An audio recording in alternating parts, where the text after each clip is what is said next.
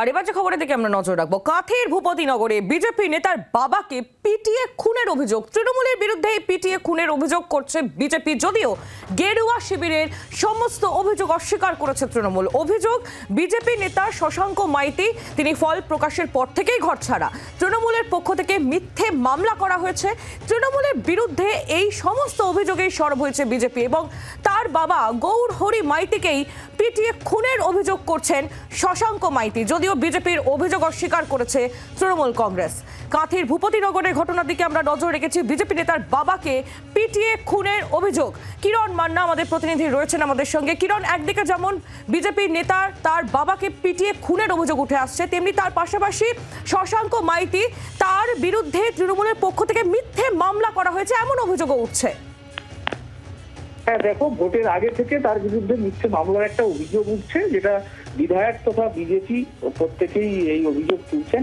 যে কারণে ভোটের পর থেকে বিজেপি এই এলাকায় লোকসভায় জয়লাভ করলেও তাকে ঘর ছাড়া হতে হয়েছে। কারণ যে ওসি ভূপতিনগর থানার গোপাল পাঠক, তার বিরুদ্ধে বিস্তর অভিযোগ তোলা হচ্ছে।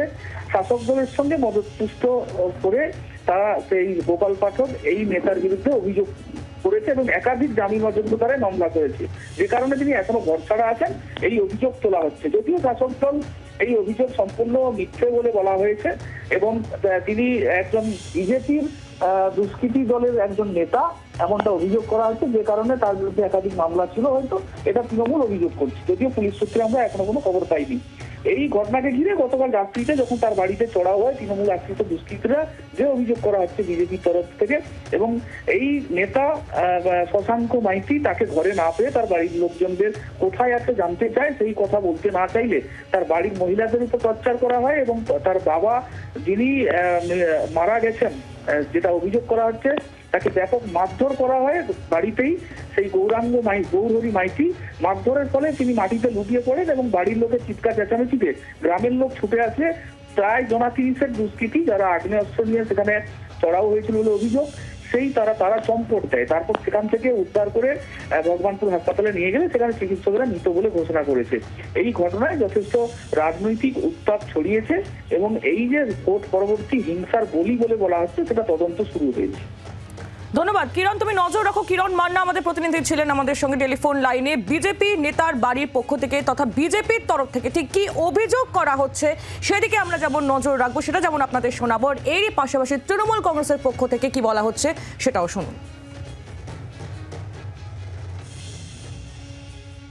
গতকাল রাত্রে তৃণমূলের লোক এসে বাড়িতে এসে হামলা করে আমার ছেলেকে খুঁজে। তারপরে আমার স্বামী আর আমি, ছেলে তো বাড়িতে নেই, আমার স্বামী আর আমি বাড়ি এসে আমার স্বামীকে ধরে পিটাপিটি করে, ঠেলাফেলি দিয়ে মারামারি করে। তারপরে আমি ছাড়িতে যাইতাম, আমার কাপড় টাপড় সব ছিঁড়ে দিয়েছে আর বন্দুক দিয়ে আমার পিছনে গেলে কোমরে মেরে দিয়েছে।